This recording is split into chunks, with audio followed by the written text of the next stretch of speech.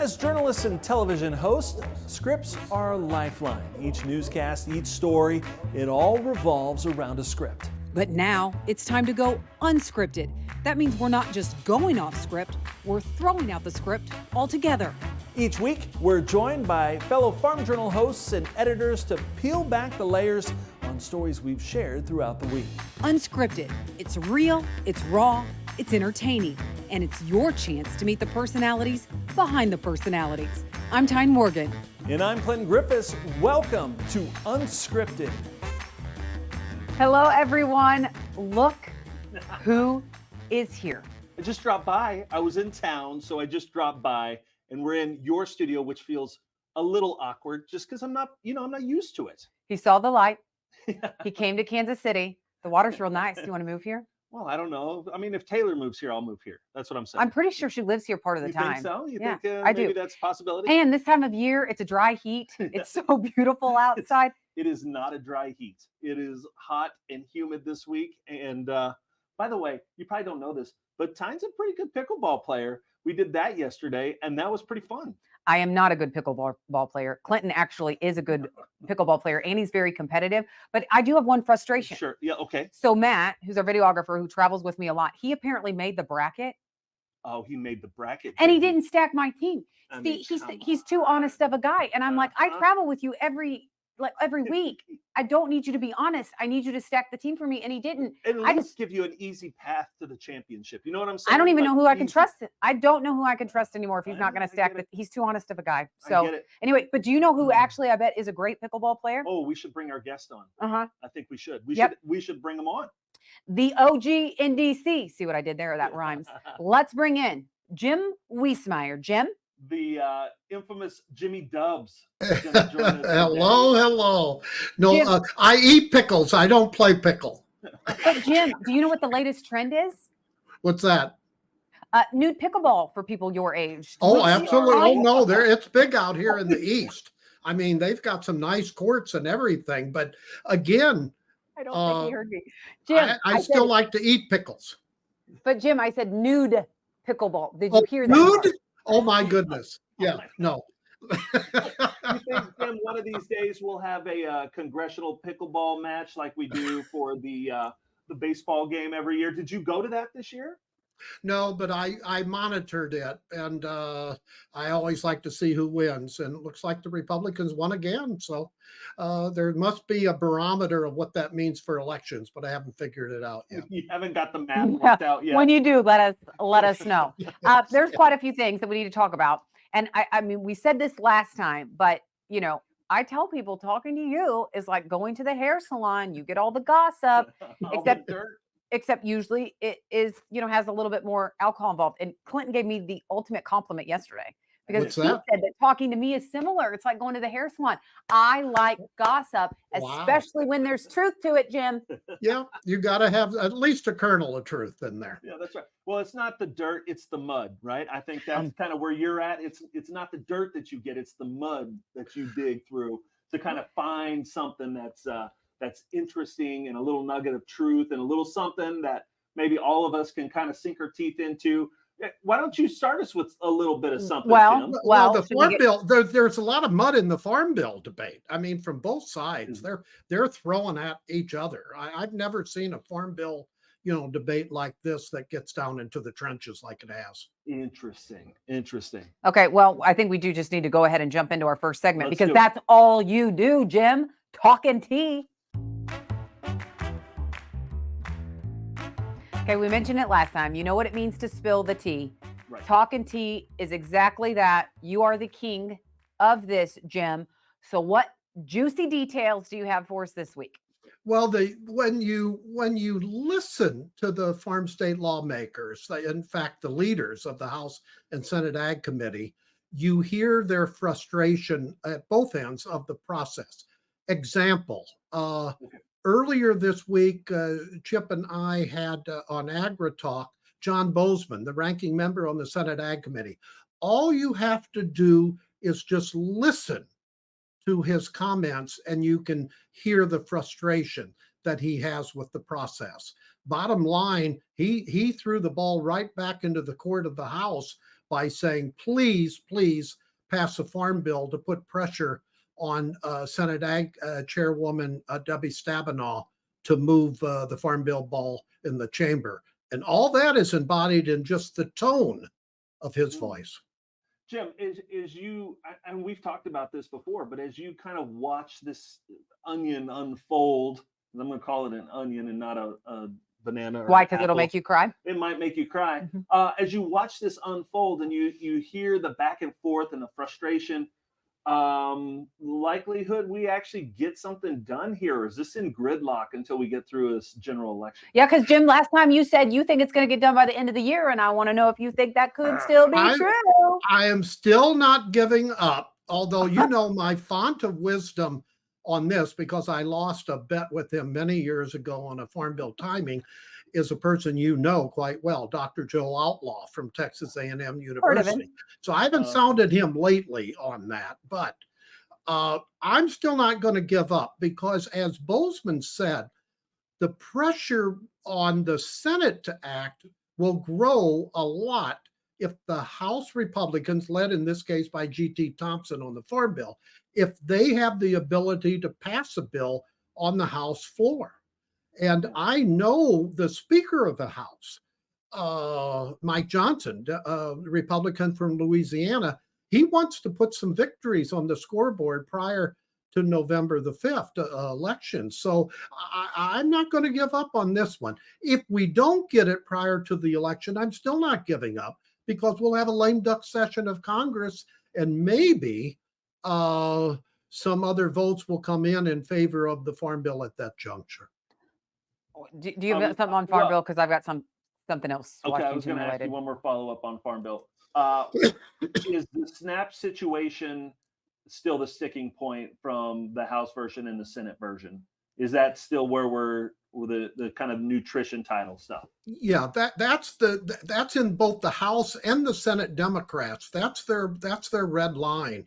And but we have a difference of opinion, because the Republicans are saying, look, no, it's not a decrease. It's just that we're stemming the increases that we've seen, the dramatic increase. And when you've seen with the $250 billion increase in food stamps over the last year or so, through the Thrifty Food Plan, I think they have a point there. But you're into this ideology topic on food stamps, where if you cut anything, perceived or otherwise, it gives them the excuse to vote no. Yeah, but the reference prices are still seem to be accepted on both sides, the increase in reference prices for crops and for farmers. Yes, but there's a big difference in how much, and then to which commodities get it. Stabenow's approach would be very limited on the number of crops and a lot less as far as the increase.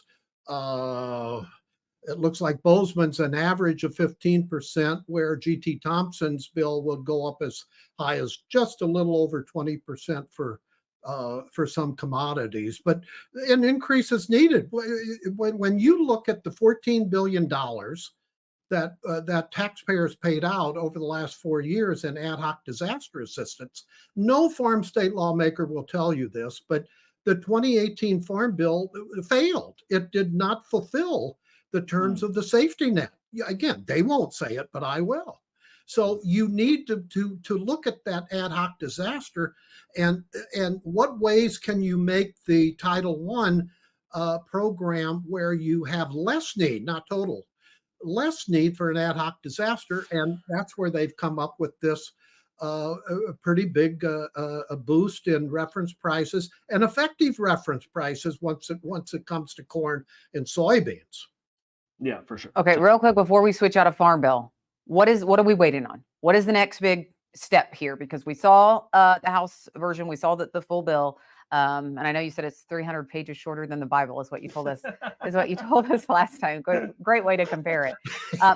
But now, what are we waiting on here? Because there's been no movement, Jim. Even though you're optimistic, we're going to see this by the end of 2024. I'm going to remind you, we really haven't seen much lately.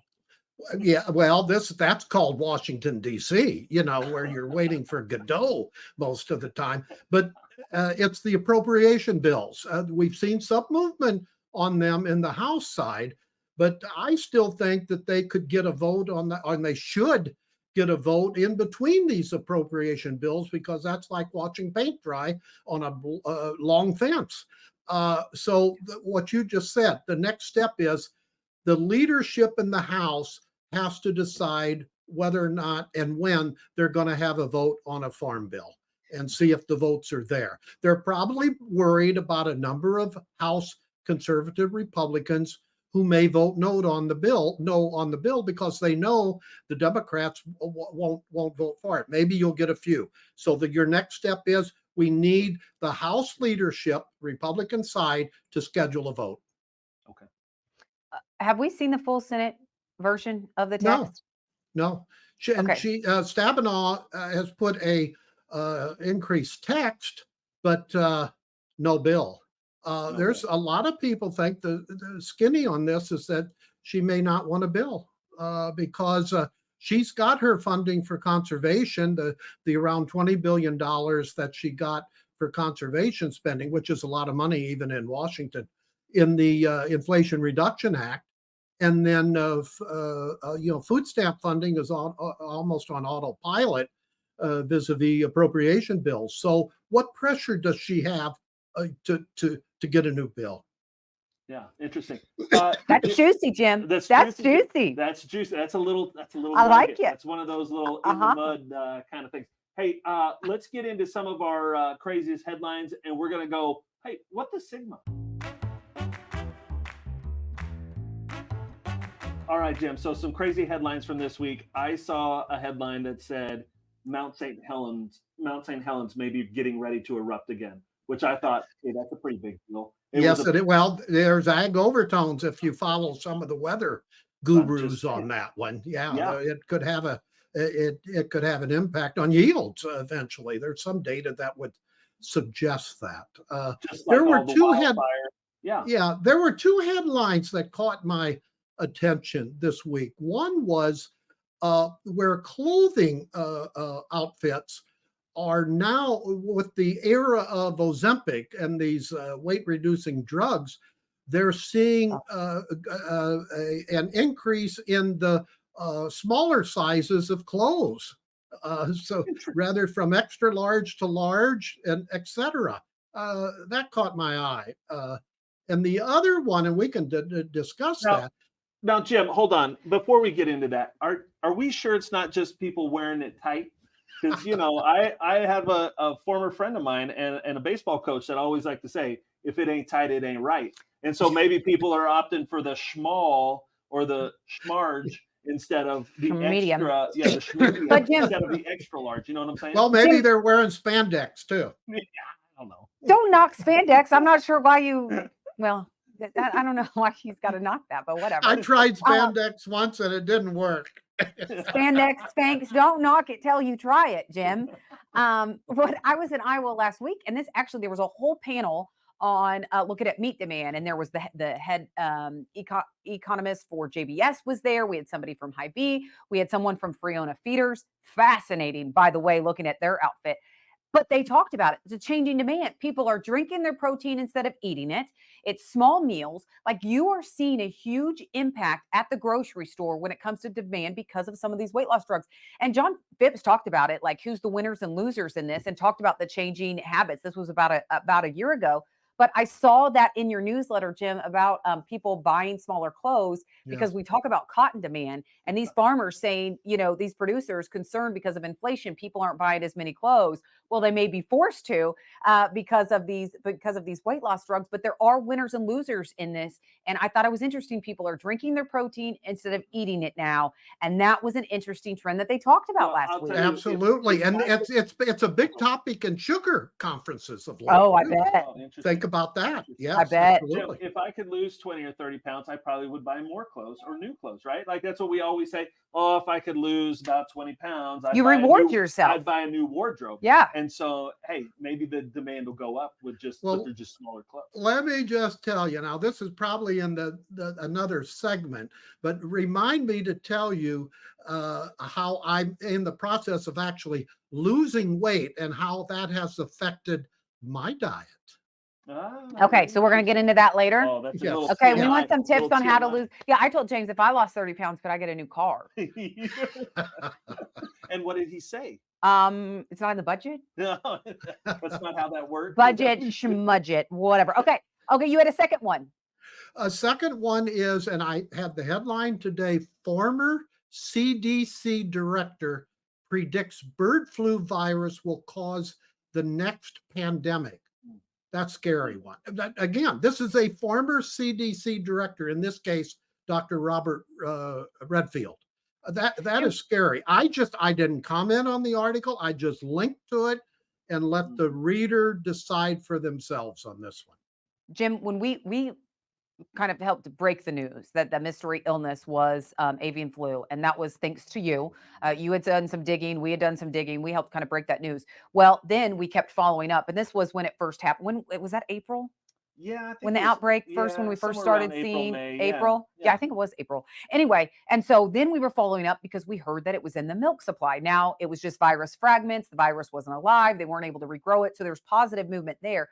But I reached out to APHIS and I said, listen, we hear that there's fragments of this showing up in the milk supply. Do you have a comment? Because we're getting ready to post this story. APHIS didn't respond to me. Jim, you know who called me? One of the officials from the CDC. I have never had the CDC call me ever. Wow, that's but interesting. yeah, within an hour, I had a note from the head of communications for the CDC and said, what's your phone number?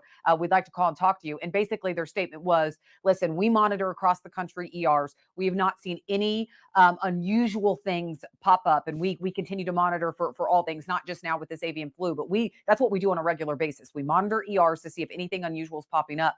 But Jim, my red flag went up because I have never had someone from the CDC reach out to me. I was contacting USDA APHIS to get a comment. And so then I knew, all right, there's something big going on here. And potentially this is an evolving story. Yeah, this is a classic item in which, we say in our industry that it has legs. Yeah. And each passing week, more cases are found. Maybe it's spreading to other species, etc. And now they're going to start testing more. You had Michigan come out earlier this week and announced financial aid for dairy farms to support the research and recovery up to $28,000 each. So that's going to lead to some more findings here. I just don't like the trajectory of this item. Well, it's just going to cause, I think, more problems. Jimmy, I think whenever you look at the illnesses and how it's impacting people, right? So that's what we want to get to eventually. Traditionally catching avian flu has been kind of a 50% mortality rate.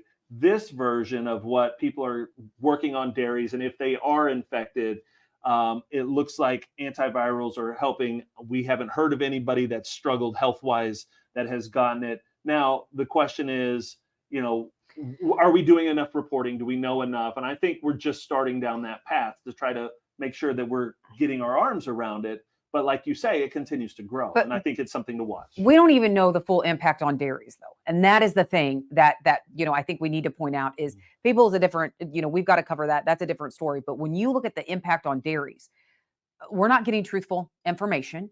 I've had a couple producers reach out to me and say, listen, Tyne, the 10 to 20% losses initially, in milk production, and then it goes back to where it was pre-avian flu hitting your dairy. Apparently that's not the case. Apparently we are continuing to see milk production not get back to the level that it was before. We're seeing these producers cull cows because some of these older cows, it's really the older cows, Jim, that they're saying do not fully recover. And so we really don't have an accurate look at just how big of a hit is the nation's milk supply taking. It's bigger than what they say is being reported and what we've been told from officials. But Clinton, that's the hard part with this is we have to fact check everything. We could put anything that we hear on X. We could put anything that we hear on our social media sites. We could report anything that we hear, but we have to fact check and make sure it's true. And so we are hearing a lot of things and the story is evolving, but it is hard to find these nuggets of what is actually true and ground truth some of that right now, Jim. Sounds like the early days of COVID-19, doesn't it? Right. There's a lot of very similar. I don't feel like the velocity is the same as COVID-19, if that makes sense. Like that started and then exploded all at once. This feels like more of a trickle as opposed to a rush. Yeah. And I don't know Yes. how you feel about it. Which is again the significance of the former CDC director's comments. I mean, this is a former CDC director. Now, most of the media is staying away from that comment, but Well, I just hope he's not correct. But I'm telling you, you should at least read the story to hear him out. well, Jim, look at the comments on social media and the criticism on some of it. Like, yeah, we knew this was coming, another pandemic right before the election. So you see all these comments. Hey, but speaking of election, got a question for you. Okay. Oh, Yes. here we go. Last week, Speaking of headlines, elections. speaking of last week, I was at this this Iowa Farm Bureau Economic Summit. Fascinating. Okay. And the first guy that spoke, his name is Frank Kelly. And he's been, have you heard Frank Kelly speak? No. He's kind of macroeconomics focused, but not just ag, right? And he lives in DC, and he says he has a neighbor that works for the CIA and actually specializes in kind of operations in China and some of this intel from China. And so he'll go, he doesn't care about sports, but Frank will go pick up a 6-pack of beer, go over to his house to watch a game. He doesn't care about the game, but to get insights, right? So to hear Frank speak was really interesting. But he brought up deep fakes. And now heading into the election, that we're going to see a ton more deep fakes that really they're so sophisticated, you're not going to be able to tell the difference. And then this week, seen some of the headlines, and one of them was about how even CBS News reported it. A lot of people reported this, but that the raw footage of Joe Biden at the G7, it was digitally altered, and they had called it a cheap fake. And so deep fake, cheap fakes. I don't want to get into what that was. That video a cheap fake? Was it a deep fake? What was it? I don't want to get into that. But Jim, you're in Washington.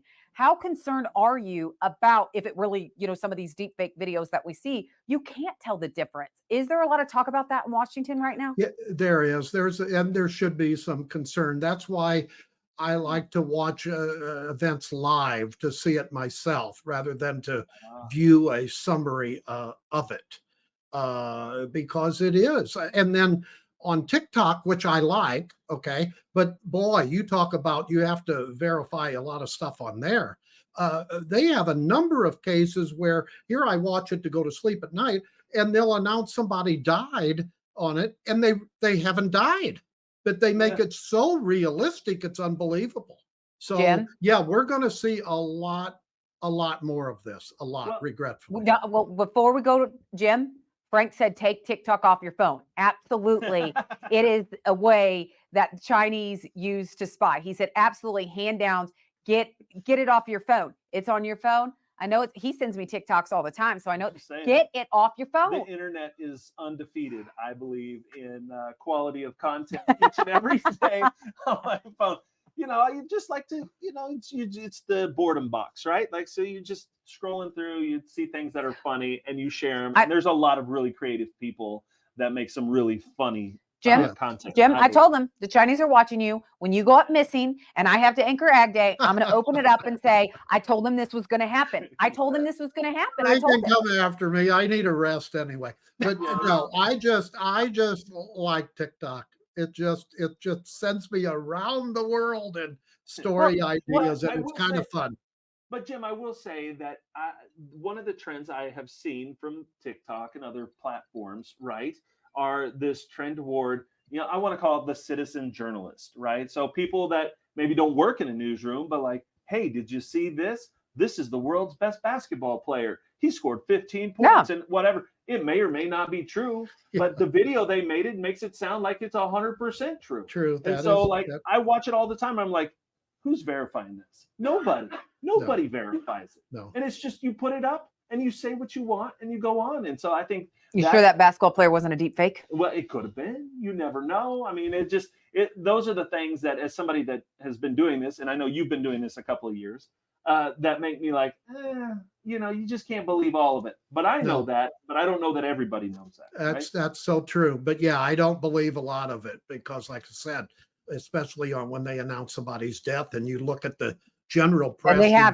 you Google their name and they haven't died. So you got to watch out. But I've seen things on there, though, that has helped me out on a number of other areas. So you take the good and the bad as with anything and put your own filter on it. Okay, Absolutely. I have another one. Okay, what the Sigma? I have not written this headline yet because I just got it from a farmer, and I know Jim, I sent it to you. I sent it to Clinton. Listen, I told you in the beginning, I love some juicy gossip. And this wasn't gossip. This is truth. But when a producer sends me a solar leasing letter that they got in the mail, That's a good one. and Jim, your reaction was, is this real? Yes. I'm not going to send you it. What was it? Over $4,000 an acre? Okay, here we go. I pulled up the letter. That's what I was looking for on my phone because I have a screenshot of the letter. All right. So a landowner in Illinois, near Morton, Illinois, okay? Prime Illinois farm ground. I just want to start there. Prime Illinois farm ground. They unsolicited letter. Our lease, this is what it says, quote, our lease rate varies from $3,200 to $4,500 per acre, depending on your land's solar potential and proximity to the substation. It doesn't end there, Jim. You ready? There's more. We're also offering an extra $1,000 if you sign a letter of intent with us within 2 weeks of receiving this letter. We also offer $3,000 when you sign the lease. Now, we offer You mean as a signing bonus? Yeah, yes. It's a signing bonus. Did you not read all of that? Yeah. Here, Yeah. But listen, with just 20 to 50 acres, partnering with us can allow you to keep control of your land while establishing new long-term income. $3,200 to $4,500 per acre, prime Illinois farm ground. And I looked this up, and this company is venture capital money. That's where they're getting this. That's where they're getting these funds, Jim. Astonishing. But why Illinois? Why Indiana? Why prime farm ground are we pulling into some of this? It's just interesting to me. Did you call the company yet? Yes, I did. And I don't have an answer. I mean, I'm used to that as a journalist. They don't answer me. I'm waiting for an answer. well, we're going to, hopefully we'll ask Secretary Vilsack about this. I think Chip and I have him this afternoon, by the way, at 1:15 Eastern time. And well, in Indiana, like where I live in northern Indiana, there's a ton of these solar farms that are going in. And we live in what's considered the Rust Belt under what we call a permacloud for most of the winter. And so like it's just cloudy all the time because we get cloud cover off the lake there in northern Indiana. And so like my first question is why here? Like the sun quality can't be great because it's not sunny here for about half the year, which is why I look so good because I don't get that hot sun. You know I've told you. I don't understand why you just won't move to Kansas City. We talked about this earlier. I've asked you. Anyway, but it's really fascinating. And Jim, I get those numbers. You know, you're talking 3,000 to 4,200. As a, you know, how do you say no to that? You don't. How do you say no to that? Other than you're like, no, this is going to be farm, and my legacy is this. And are these 10-year contracts? 20 years. 20, 30. So then I interviewed a lawyer. So that's next. But 20 to 50 acres, that's all they're asking for here. They're not asking for, so you can spare 20 to 50 acres, most folks, but the impact on Jim could. Jim, that's you called could a spare hedge. 20. But you know, you think about then, okay, you're getting $4,000 for 20 acres, let's say. Think about some of the cash flow you have that you could bid up other cash rent. So the implications there. But I talked to Todd Jansen, a lawyer in Indiana, an ag lawyer, because he said they've been dealing with these solar leasing, some of these documents and some of these proposals now for 5 years. Okay. And he didn't have a lot of bad things to say. So they have had positive discussions with these companies. But I asked him, I said, so this one company that's venture capital money, what happens when it runs out? Are you guaranteed to get this money for 20 years, 30 years, 40 years, whatever you're signing? Is that guaranteed? He said no. So you sign it, it's not guaranteed. So when the money runs out, and I think that's where a lot of people have trepidation, right? So that's there's maybe some cash up front for 5 to 10 years, but then after that, you're like, well, what's the longevity here? Is somebody going to come in and buy up all this infrastructure that have been put in and then start over? And I bet you the next time it ain't $4,000. Well, guaranteed. And Todd did say, Jim, because I asked him, what type of rates are you seeing? Because he's seen a ton of these. What type of rates are you seeing in Indiana? And it's more like $1,000 to $2,000 per acre. But still, that's mind blowing. I mean, you know, we just heard 4,000, so we're a little jaded right now. But $1,000 to $2,000. The other risk here is if you've already signed on and you signed on for $2,000, thinking that's pretty good, you know, that is the other reason that we haven't seen a ton of farmers sign on is they're waiting for that well, is there a better deal that possibly could come along? And as we're seeing, there could be a better deal. So I'm just letting everyone out there know that if you've been approached for solar leasing at $2,000, apparently the going rate is $3,200 to $4,500 in Illinois, and you demand more. Okay. Read the fine print too. Read the fine print. Well, Have a lawyer. that's Todd's other point is he said, I'm not just saying this because I'm a lawyer. Step No. one, get a lawyer. If you're talking Yes. about things like this, that is this much per acre, you can afford a couple $1,000s for a lawyer. And let me tell you, it is going to pay off in the end. Again, he is a lawyer, so he did caution and say that. But anyway. Jim, that's good. Why don't we get into our next segment here and talk about TM? I can't believe this just happened.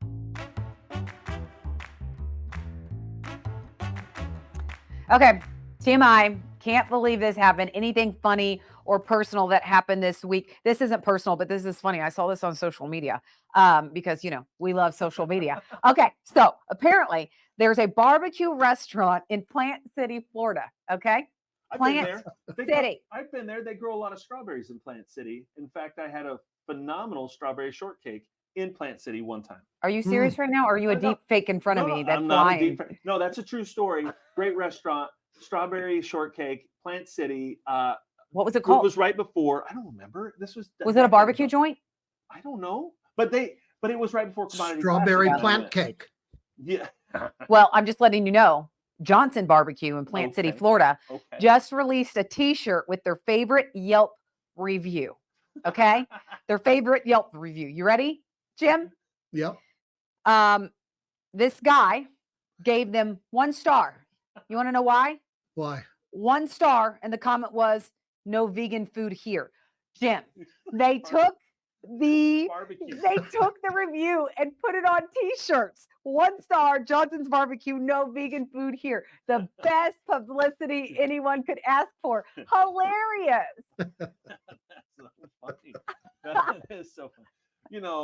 We could read our best Yelp reviews, I think, Tyne. Through the Oh years, my I've gotten gosh. some doozies. I don't even Well, want to tell you my some of I mine. can't believe is I have lost 10 pounds. 10 pounds. Well, and I've only got 40 to go. Tell us your secret. But the natural way, Jim, the natural way. The natural, Ozempic, no all of Ozempic those for aren't me. Jim. No Nope. Ozempic for me. Yeah. Nope. No, I've done it. I got mad and I joined a gym. I hired a trainer, which is Oh. not cheap, by the way. Personal Right. trainer. Okay. And they've done wonders for me. They're teaching me how to sit, how to walk again. And my doctor is telling me how to eat again. And the secret, Mm-hmm. a lot less pasta, as so many people have said. But Okay, I can have all meat, steak Okay. that I Okay. want. And I'm Okay. eating a lot of steak. So do they say so protein, how much protein are you supposed to have a day? It depends on your workout. You can eat more protein right after your workout, and you should. Okay. I'm doing swimming, walking in the pool. It's impressive for me. So you can't teach an old dog new tricks. I'll tell you that. Jim, what was the you said you got mad. What was the catalyst for you? What kicked you off on this new adventure? It was getting hard to walk through airports. I got you. Yeah. Got you. And I Okay, thought, so enough already. how are you supposed to set? Teach us. To teach you? Yeah, Oh, like to how set? are you supposed to? Oh, to set. Yeah, You should sit straight because I'm hunchbacked. Okay. this is uncomfortable. Yeah, I know, but if it's uncomfortable, it's probably correct. They tell Okay. you. Okay. And of course, your computer screen, you would think I would know after writing for 50 years, I would know where to put my computer screen, but I Yeah. didn't. They analyzed it, and your computer screen, the top of it, your head should still be above it, by the way. What are we thinking about So this? most computer screens are up too high. And that's why they Oh. told me why I have a neck problem, because I was looking up too much. See what I mean? You should almost look down at your computer screen. Just interesting stuff. And it's been, it's going to take about 6 months, they told me, for appreciable impacts, but I can see it already. So Do you feel better? Do you feel better? already I do. And I can imagine in 5 to 6 months what it would be. You know, I'm All getting right. my Well, we're life. going to keep checking in with you You as you go check through in. this. Yeah, you'll Yes, see sir. this Absolutely. round face, which my family calls full moon. Oh, thinner and thinner. But some people just have a round face. Well, I I tell do. I think you look good, This is But Jim. no, This you only feel truth I you got. feel better walking and things like that. And You do. I You do. always That's- did like swimming, so I'm back to a pool and I love it. Just Well, love good. Did you know that in Indianapolis, they put a swimming pool in the middle of Lucas Oil Stadium? I did see that. It's incredible. But for what? So it's the football field where the Colts play. Yeah. Right.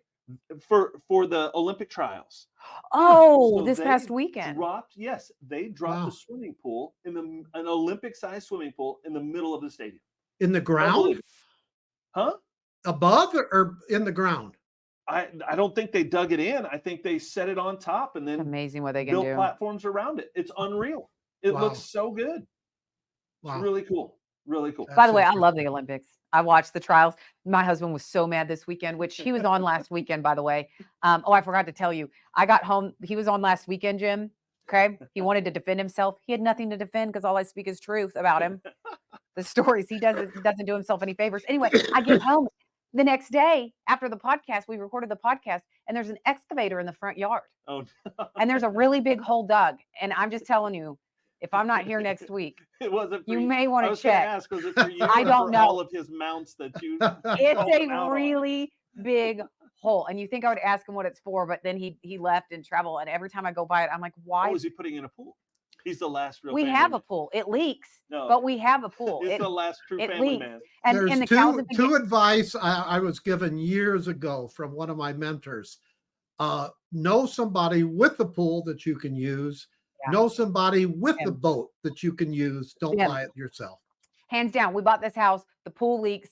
I mean, it's it is as backwoods as it comes. But it's nice for the girls to have somewhere to swim. But I looked out the other day, and the cows had gotten out of the pasture next, and so they're like almost in the swimming pool. And I thought, this is too much work. James says all the time he's just going to pour sand in. But yeah, there's a big hole that was.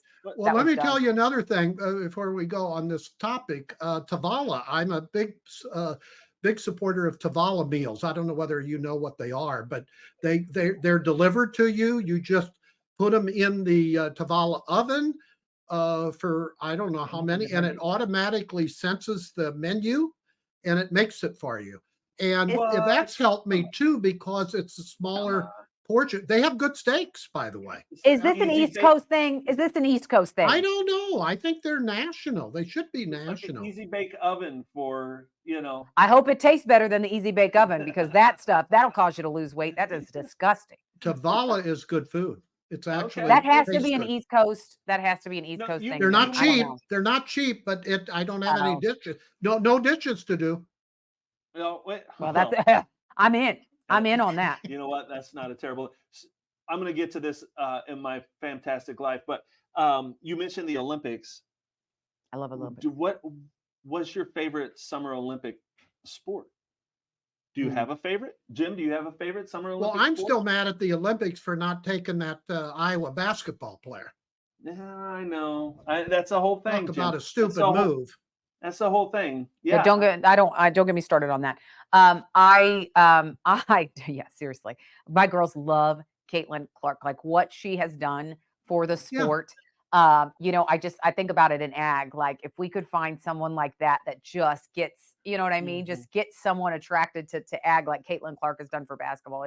It's amazing. We have huge Caitlin Clark fans in the house. And she, you know what? She is a great spokesperson. And when they interviewed her after the Olympics to hear, she took the high road and just a good role model for people. When I was in Iowa last week, I said, I am pretty jealous. You guys have Caitlin Clark and, Brock Purdy, and you guys have all these great people in Iowa right now. So anyway, Taylor Swift grew up on a Pennsylvania Christmas farm. Christmas tree. Christmas tree farm. So talk about a good spokesman there.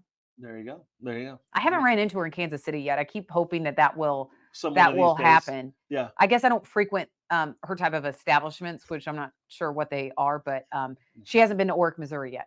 I do know that. I like gymnastics in the Summer Olympics. I like Okay. gymnastics. Yeah. I do Yeah. like the swimming and the diving. I think those are cool. Yes, I like that. Gymnastics, all right. But I guess I'm kind of a little bit of a classic summer sport Olympic fan, and just the track and field. Just those folks are such phenomenal athletes that they always impress me. Always. Yeah, they I are. agree. All right, let's do this last segment here, Jim. My fantastic life. All right, this is where we get personal, which is we say we're going to save that for this segment, but we really get personal throughout the entire show. The whole time. Well, this is an interesting one because I was recently with family and I noticed two of the kids of my nephew were kidding each other that they were telling another of their sisters that they were adopted. Now, and they weren't. Not that there's anything wrong with being adopted. However, apparently this goes on in a lot of families, my family included. When I was growing up, my sister Patty and I would kid our sister Linda that she was adopted. And we kept doing it all the time. And one time she started to cry, and my mom was called into the incident. And she said, I'm putting a stop to this. I'm fine. I'm going to show you your birth certificate. She went into her bedroom, found all of our birth certificates except my sister Linda's. Oh, Yes. Because you And hit it, she or what? really bawled then. Well, so I guess, yeah, I mean, my sister always told me I was adopted.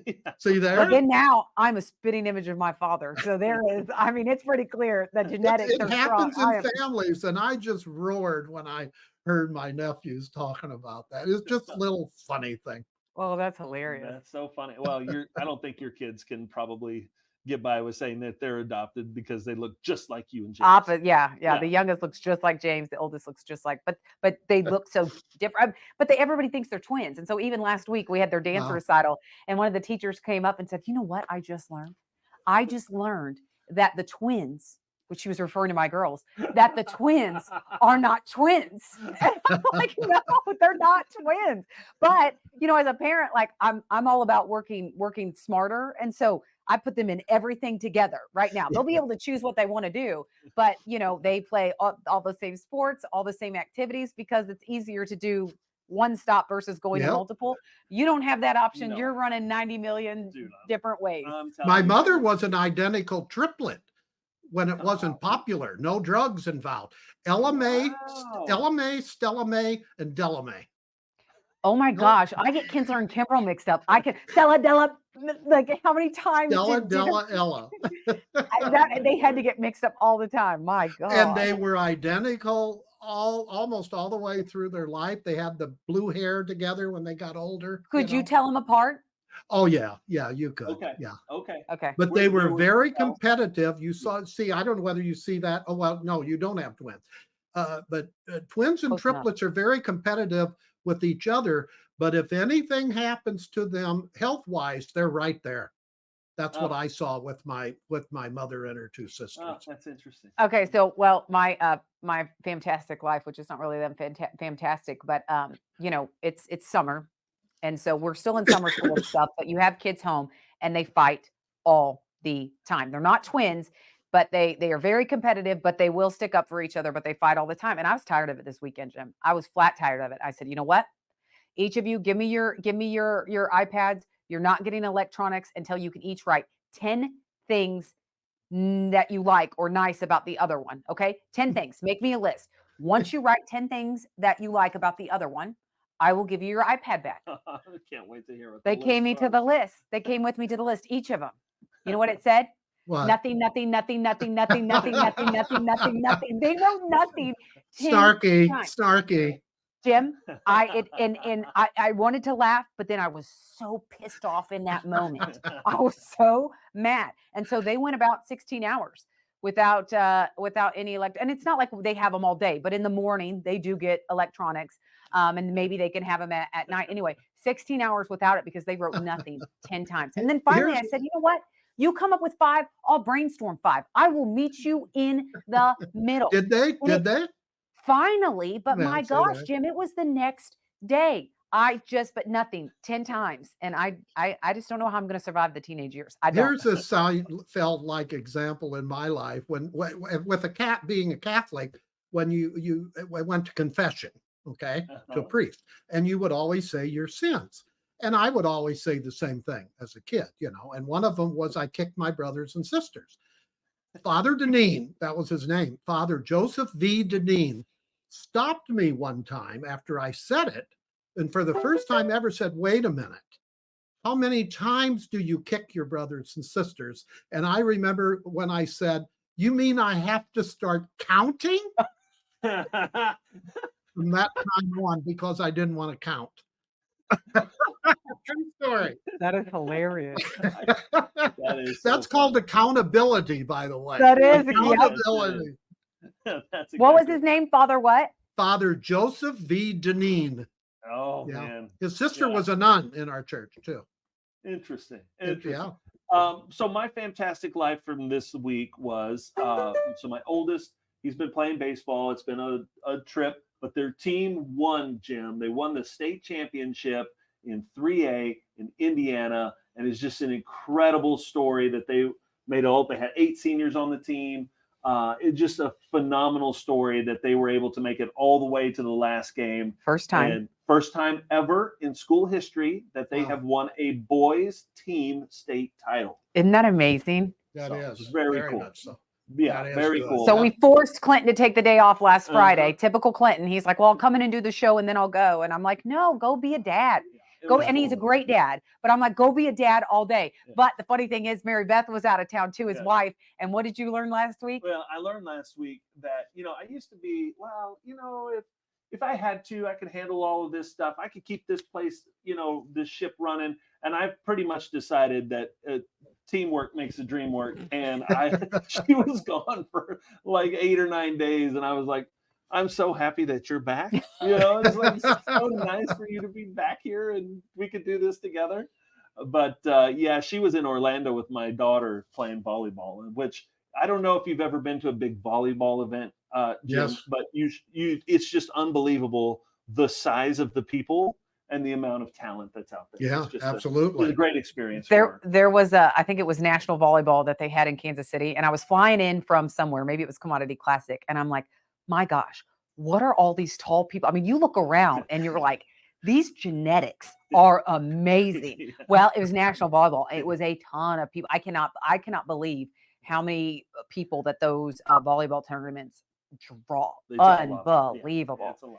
It's And a lot. how lot of high tall they people. can jump too. How high. Yes. I've never Yeah. seen that many tall people in my life. It was like looking at a million different Clintons. Yeah, well, and I'm short at these events.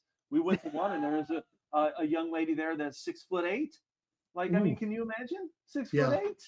It's just unreal. It's unreal. Jim, as always, I know you take time out of your wild days there in DC, sifting through the mud to talk with us on Unscripted, but we always appreciate you taking a little bit of time. Always fun. And I'll think of you when I'm in Napa Valley next week. Oh, he's going to rub it in. Look at that. He's going to rub it in. I would expect nothing less than that from you, Jim. And Good take a old picture cotton with that. warehouseman. Good old Yeah. cotton warehouse people. I There can't we wait go. to see. Why don't we? the Why old game. I don't understand. Jim gets invited to all of these luxurious places. He's doing Where it right. did you go? What other tropical place did you go to this year? Well, I've been to Florida more often than I can count. California several times. I like Okay. California.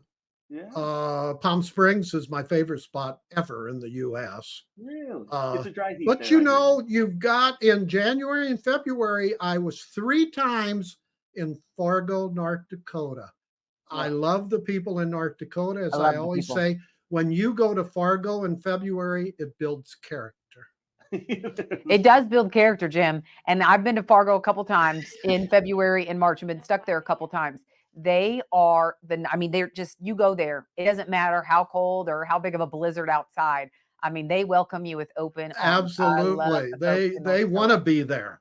They Yeah. want to be there. And they're thank you for coming to Yeah. their state in January and February. And I do it. I've done it for 20 years, probably in a row. I just like North Dakota people. And Minnesota, I've been to Minnesota. That's another one where I've been going back to Minneapolis for meetings, which is a good thing because, after their incidents in that city, there was a couple years they didn't have many ag-related meetings there. So now they're coming back, and that's a good thing. They are?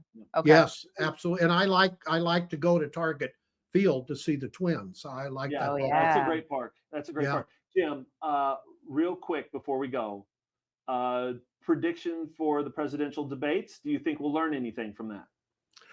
I think if Trump has any chance of winning, he's got to be like he's been uncharacteristically the last few weeks, more presidential. Doesn't show the temper. So we're going to see if the more practical Trump continues, and if he can do that, then he could actually win it. But if Biden gets his goat, if you will, then I think you lower the odds that he will win, because the independent voter is going to watch that, I think, very, very Absolutely. carefully to see whether or not Trump can contain himself. Jim, I'm hearing a lot of rumblings from folks wondering, for whatever reason, will we not have these two candidates, whether it be health wise or legal, ramifications. But is there any talk about that in Washington? Could it be coming up that suddenly we have a change of candidates? And have we ever had that happen in the past? Well, you've had one with Lyndon Johnson got out in March, though. I don't think we've ever had exactly. one as late as June. But I think this debate will be the barometer for Biden. If he does like a State of the Union address type of a thing, then he's in it. If not, then the superdelegates in the Democratic convention will probably force a change. That's how important this June 27th debate is, as far as watching both of them, how they act and react. Actually, the rules where you can cut off the speaker may actually help Trump, because if you recall, during his first debate with Biden in 2020, he was all over the place, and it got to be, he gave the signal that he was out of control. So See, I heard it would help him. I heard it would hurt him. So it's just interesting to hear different, some of the rules. I heard that it would actually hurt him because they're going to be turning off his. No, that'll help him. Yeah, if he can, you've seen him lately. He's been magnanimous to some of the people who were against him. Mitch McConnell, Larry Hogan in Maryland. He actually supports his candidacy in the Senate. So that's very un-Trump-like. So it looks like so far he's taken the practical route. Will that continue? That's a big question mark. As far as Biden, all he has to do is, now he's unscripted. He won't have a monitor in front of him. You can't have notes, in front of you. So that'll be the biggest test that he's had in a long time. Yeah, for sure. For sure. Jim, always appreciate it. Be safe in Napa. Enjoy the folks out there, and have a glass for me. Yeah. I will. French Laundry, I'm going to try to get in again and never will, but it's if I ever get in that place, it'll be I gotta look that up. If you get in, I'll give you a feather in your cap. All right. I like feathers, Jim. Jim, thank you so much for joining us on Unscripted. Sure. Sure appreciate it as always. Well, fascinating conversations. Always interesting to have Jim on and hear what's going on in DC. You know what I'm not going to watch next week? Oh, what's that? I'm not going to watch the debate, and I'm not going to watch the USDA report because I'm on vacation, and I am taking that to the fullest degree. I am unplugging all week next week. I feel bad because I'm leaving you solo. Hey, we're going to get it done. You're going to be able to handle it? Oh, it'll be done. It'll be done. We're going to do an Unscripted without you, but it won't be the same. No, it'll probably be better. Hey, okay, it may be so good next week. This may be the last week that you see me. This may be my final goodbye. Whatever. Well, I'm glad you're taking some time, and I hope you really deserve it, and I hope you have a great time and spend some quality time with family. And that's what I'm doing. To enjoy. Unplugging. Okay. I even texted my mom and sister and said, "Do you have a book that I can read? It's been so long since I've had time to read a book." So man, I'm gonna unplug. I'm telling you. Yeah. I can't tell you the last time I read a book. This is bad, but I just so much on your computer, so much reading articles and news and writing news. Yeah. having the conversation. So yes, I plan to completely unplug. So if you text me, I'm sorry that I'm going to ignore you. All right. Well, I won't text you about how it goes next week whenever we have, some fill-ins for a No, you can text episode. me. You can text me the day I get back, but I'm not going to answer while I'm gone. That's good. That's good. Well, we appreciate all of you for spending a little time with us as we try to, sort through what's happening in life and kind of walk this path unscripted. I'm liking you here in person, so I think I'm going to try to convince Clinton that he just needs to move to Kansas City, because this was nice to see you in person. So nice. We're sitting next to each other. Well, if Taylor does it, then I'll think about it. All right? Okay, whatever. If that's the bar. All right. It is. It's the bar. Fine. Okay. Sounds good. All right. Well, for Clinton and myself, thank you so much for joining us this week for Unscripted. Thanks for joining us. You can dive into more of Unscripted on Farm Journal's YouTube channel and listen to it anywhere podcasts are found. I'm Clinton Griffiths. And I'm Tyne Morgan. From all of us here at Farm Journal, keep it real as you live your life unscripted. Unscripted is a production of Farm Journal Studios, where no one grows alone.